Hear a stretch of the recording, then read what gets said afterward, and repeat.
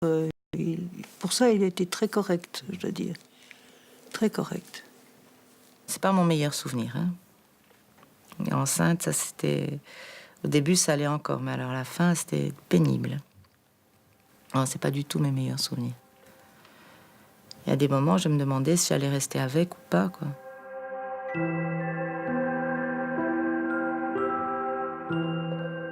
Op 18 mei 1985 bevalt Denise Tillac van Kevin. Hamers is in de wolken met de geboorte van zijn zoon. Le lendemain, il est arrivé tout fier, tout content, pour m'annoncer qu'il venait de faire un hold-up et que tout allait bien. J'étais content. C'était assez angoissant. On vient d'accoucher et on vous annonce ça, d'accord, ok. Pas s'inquiéter, chérie. C'est réussi, tout va bien. Ok. Amper 2 dagen na de geboorte van Kevin pleegt de bende Hamers dus een overval op een geldtransport in Neuville. De buit bedraagt ruim 10 miljoen frank. Hamers en Lacroix gaan meteen naar de kraamkliniek om het goede nieuws te melden. Philippe était là aussi, il attendait dans le couloir. C'était assez mignon quelque part. Il venait voir le bébé et tout. Ouais. Ah, c'est un drôle de papa. Hein. Je rigole, mais je rigolais pas sur le moment parce que c'était assez stressant de se dire que, allez, peut-être il était plus là et moi j'étais toute seule avec mon bébé.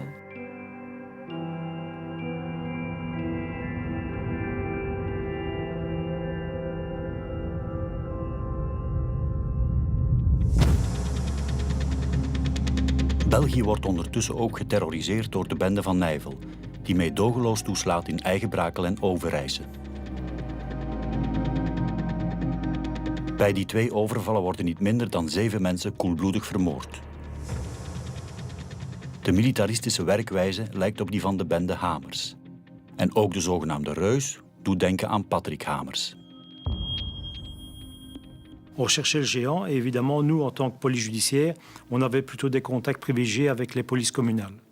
Donc là, on a contacté tous les commissariats de l'arrondissement de Nivelles en disant, voilà, est-ce que parmi les habitants de votre commune, est-ce que vous avez des gens qui sont connus de la justice et qui ont une grande taille? Et c'est comme ça que M. Marchal, le commissaire de police de Lannes, nous a contactés en disant, voilà, chez nous, il y a quelqu'un qui vient d'arriver de Bruxelles, je pense, Patrick Hamers, il mesure 1,85 m, il est connu pour des hold-up. Ça peut peut-être vous intéresser pour les affaires du Brabant-Wallon. Évidemment, on a contacté notre juge d'instruction qui s'occupait des affaires. Directement, on a eu un mandat de perquisition. Et à 5 h du matin, on a investi sa maison et on l'a interpellé. Tijdens de huiszoeking wordt weliswaar een riotgun gevonden, maar die kan na ballistisch onderzoek niet gelinkt worden aan de moordpartijen van de bende van Nijvel. Ils ont même pas pensé qu'ils faisaient d'autres hold-up à l'époque. Leur gun ne correspondait à rien. Et en plus, ils ont vu qu'il ne correspondait à rien par rapport au tueur du Brabant Wallon. Du coup, il a été relâché. Ils ont pas pensé qu'ils pourraient faire d'autres hold-up. Ça, c'était assez comique, quoi. Mais non, ils ont vu tout de suite parce qu'il y avait encore un coup de chance. On avait été mangé, je crois, une fois quand il y avait eu une grosse attaque. Et on avait les preuves de ça. C'était un coup de chance parce qu'on n'a pas toujours les preuves. Et on était ensemble et on avait été au restaurant ce jour-là. On a joué de malchance parce que c'était un restaurant qui ne délivrait pas des notes de TVA à chaque client. Et alors, en fait, c'est grâce à ces indications, il a dit, voilà, le 27 septembre, je suis dans un restaurant de Lannes, je ne me souviens plus du nom. Et on a été là et on a dit, oui, c'est vrai, c'est un client régulier. Il a fait une réservation, mais il y avait quelque chose qui n'était pas clair. Mais en principe, il était là. Mais je ne mettrai pas ma main au feu qu'il était vraiment là. Maintenant, ça ne veut pas dire non plus que c'est lui qui a commis les tueries.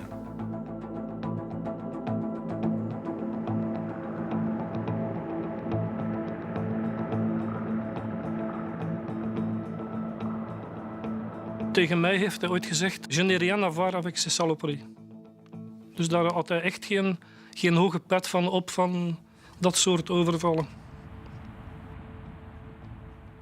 4 personnes qui font un hold-up dans un Deleuze, qui tuent 6 ou 7 personnes, qui prennent juste la caisse. Ça veut dire que ce sont des gens qui n'appartiennent pas au milieu. Donc cet acte-là ne peut pas être commis par des gens comme nous. C'est impossible. Et donc ça veut dire que ce sont des gens qui ont une formation militaire, qui ont probablement été au feu et qui ont rempli une mission. Alors maintenant, qui, comment, pourquoi, ça j'en sais rien du tout. Patrick, lui, pensait que c'était des cons, des fous. Il n'y a aucun gangster qui s'appelle comme ça, enfin, qui est dit gangster, qui va trouver ça bien. Et c'était des gens qui faisaient que tuer. Ils prenaient même pas d'argent. Donc c'est forcément politique, ça, c'est pas des gangsters, c'est un truc politique. Ils prenaient pas d'argent, ils tuaient les gens.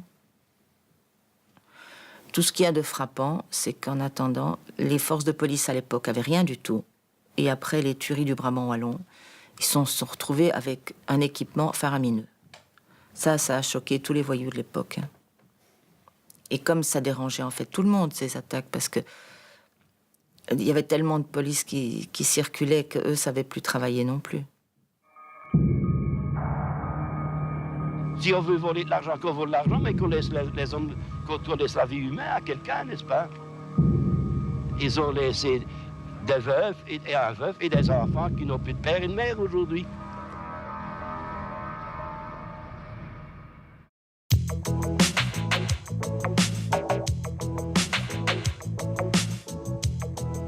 Philippe Lacroix, Gerry Smars en Patrick Hamers leiden ogenschijnlijk een normaal leven. Ze worden nergens van verdacht, de politie is hen niet op het spoor. Ondertussen beheersen de bende van Nijvel en de CCC de voorpagina's.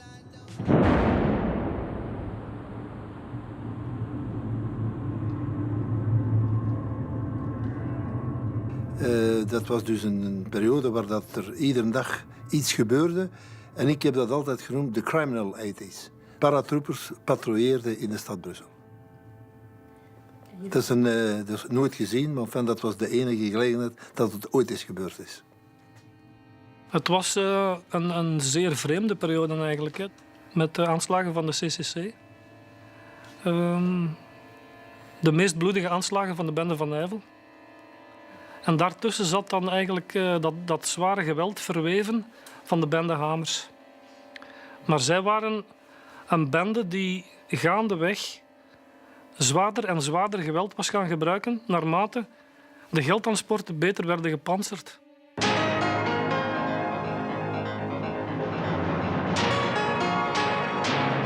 Bonsoir, 2h44 ce matin, Bruxelles, une voiture piégée explose devant le siège central de la banque Bruxelles-Lambert. 11h19, Charleroi, nouvelle explosion, cette fois à l'intérieur des bâtiments de la Société Générale de Banque. Les cellules communistes combattantes, les CCC, n'ont revendiqué que le deuxième attentat, mais le premier porte aussi leur signature. Toutefois, c'est sur un autre fait, plus grave encore, que nous ouvrirons notre journal. Un hold-up crapuleux en plein jour à Verviers. Des gangsters attaquent un fourgon postal avec une audace incroyable. 2 postiers seront tués sur le coup, dont une jeune femme, mère de 2 enfants. De bende gebruikt voor het eerst explosieven tijdens de overval in Verviers. Maar de gangsters kleven een te zware lading op de deuren van de geldwagen en de gevolgen zijn ronduit dramatisch.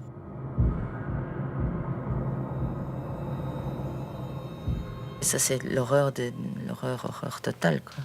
Je m'en rappelle à la radio, je m'en rappelle, c'est Thierry qui arrivait en premier. Je savais même pas si eux étaient blessés, s'ils n'étaient pas blessés. Ouais, ça c'était... Et j'entendais les descriptions à la radio, et puis Thierry est arrivé chez moi, tout choqué, en me disant « je suis un assassin, je les ai tués, tu te rends compte, j'ai appuyé sur le bouton, ils sont morts, ils sont déchiquetés, c'est dégueulasse ». Il est devenu complètement fou, Thierry Smars. Peut-être qu'ils me regardent, ben, ils ont laissé des veuves et un veuf et des enfants qui n'ont plus de père et de mère aujourd'hui. Quand vous voyez ça, ce sont des orphelins. Alors, celui qui a des enfants, il juge quand même un peu intelligemment, n'est-ce pas, quand il voit tout ce qui arrive dans notre pays. C'est le premier accident pareil qui arrive dans le pays de cette façon. Si on veut voler de l'argent, qu'on vole de l'argent, mais qu'on laisse les hommes, qu'on laisse la vie humaine à quelqu'un, n'est-ce pas? L'argent, on en fait tous les jours, mais la vie humaine, on ne saurait plus la remplacer. Elle est partie, elle reste partie. Patrick, lui, par contre, il a réagi en se taisant. Il a fait une dépression, mais vraiment une dépression. Et parce qu'il avait... Et lui, il était choqué d'avoir réussi à aller chercher les sacs quand même. Il était étonné de lui-même qu'il avait pu aller chercher les sacs dans le fourgon. Et il m'a expliqué, enfin, c'était dégueulasse, quoi.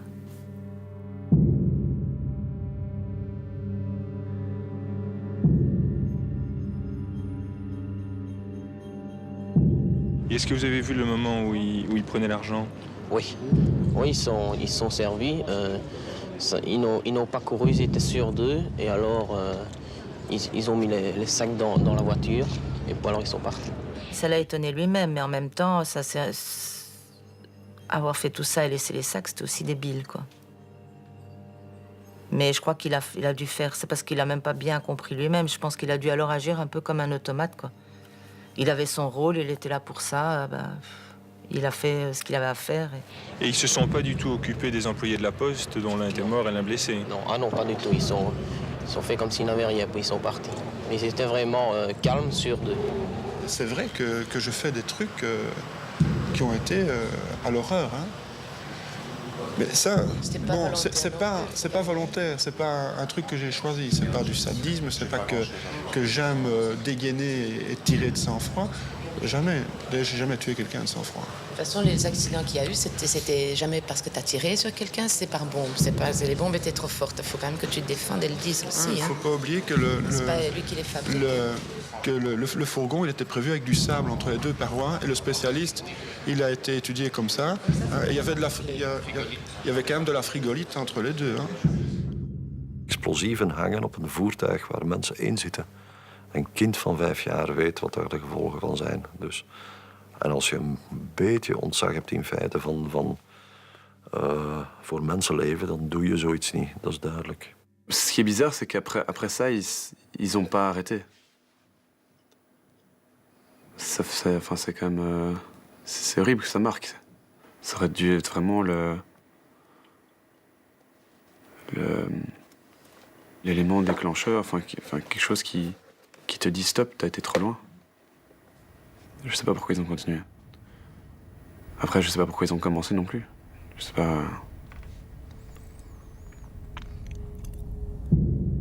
Een van de 2 slachtoffers is Henriette Genet, moeder van een zoon van 8.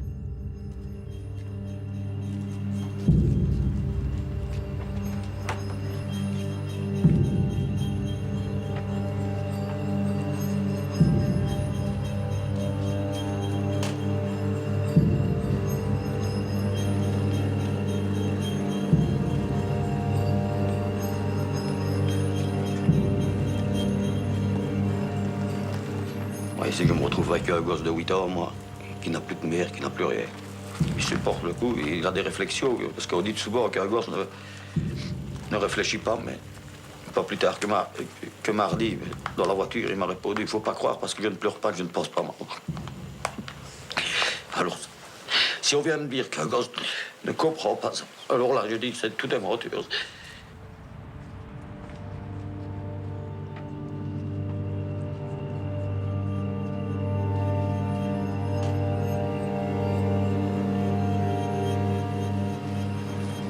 Et alors, ça vous empêche de dormir?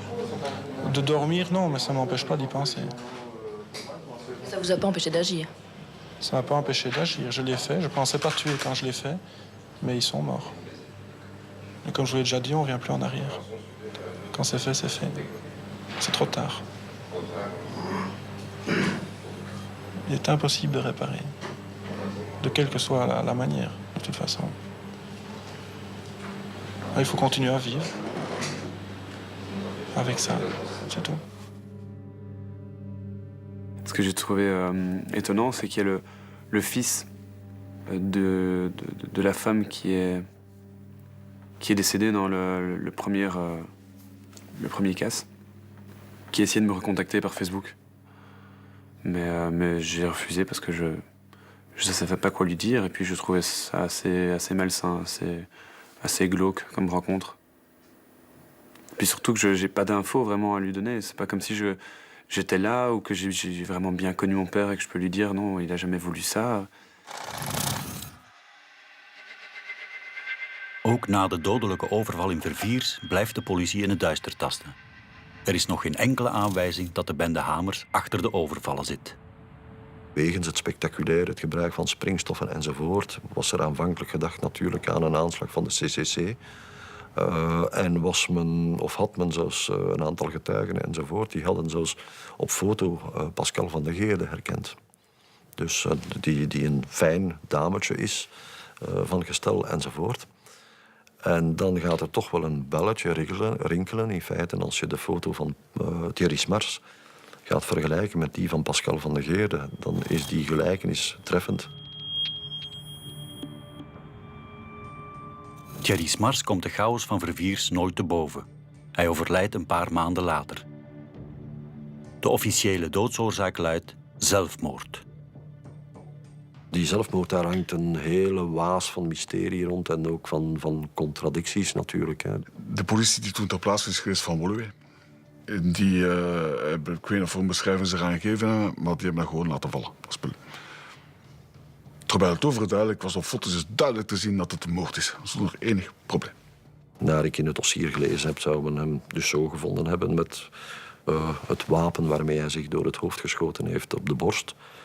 Nee, goed, eens men geschoten heeft, kan men zich moeilijk nog in feite de hand op de borst leggen. Dat is een eerste probleem. Er was geen kruid op zijn eigen vingers. Normaal is als je schiet met een wapen. Zelf schiet, heb je kruidsporen op je handen. Was er niet.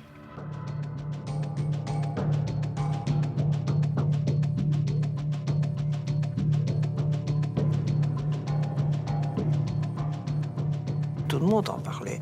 Ça a été un drame. Quand on a entendu ça, on s'est dit... Enfin, on connaissait les parents aussi, donc, de Thierry. Je dis, c'est pas possible. On n'a jamais... Je sais pas s'ils ont résolu cette histoire, mais j'ai pas l'impression. Non. Quel est ton sentiment? Que c'était un suicide ou... Non. Il était dans un milieu pourri, c'est tout. Et connaissant Thierry, il aura fait probablement des petites choses qu'il ne devait pas. Et puis, moi, je crois que c'était un règlement de compte. Je pense. Mais bon, on va savoir qui. Hein? Ni Patrick ne le savait, ni Philippe. Il y a eu quelque chose d'un peu trouble là. Franchement, j'en sais rien du tout. Je sais pas. Dus hij had door het zien van die twee doden, die twee postbeambten die overleden zijn door die bomexplosie, bij de overval in Verviers eigenlijk een soort trauma opgelopen. En de bende was bang dat hij zou doorslaan. Maar ongeveer iedereen is het erover eens, zowel zijn echtgenoten als zijn vader, dat na de zaak van Verviers Thierry Smars nooit meer dezelfde geweest is enzovoort. Dat hij constant depressief was en opvliegend en dat soort zaken.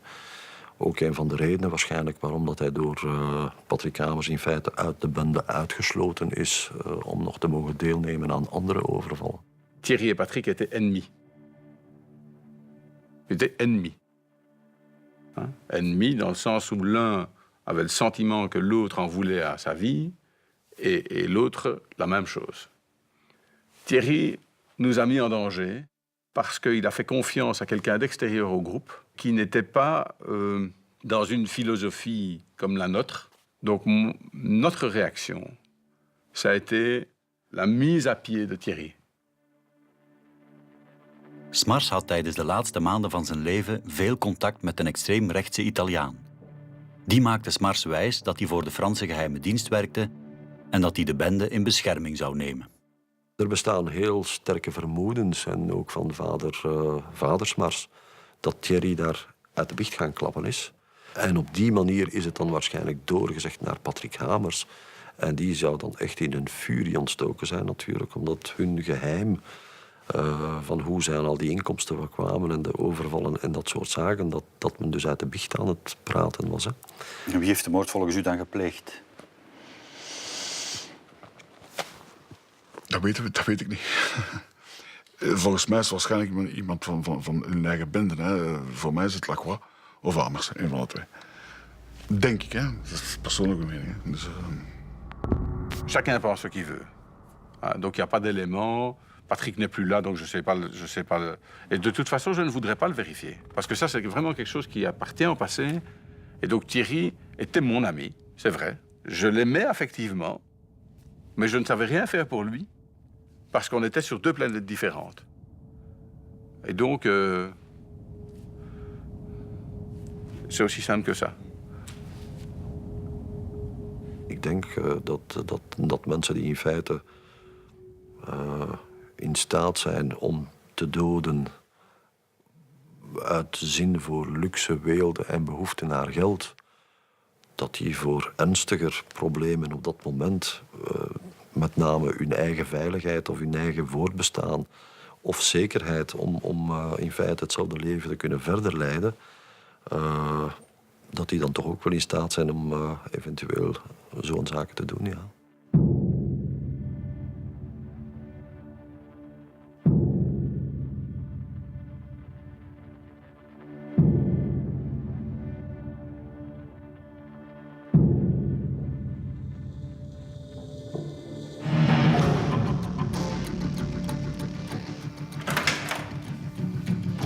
Bonjour. Bonjour. Je suis Kevin Amers, le fils de Patrick. Moi, je suis Basri Bayrami. Ton père, c'était pas ni un leader, ni un organisateur, ni un chef. Ok. Mais c'est fait. Non, c'est fait, c'est clair et net. Moi, je lui avais dit à Philippe de plus jamais voir ce garçon. C'est malade mental.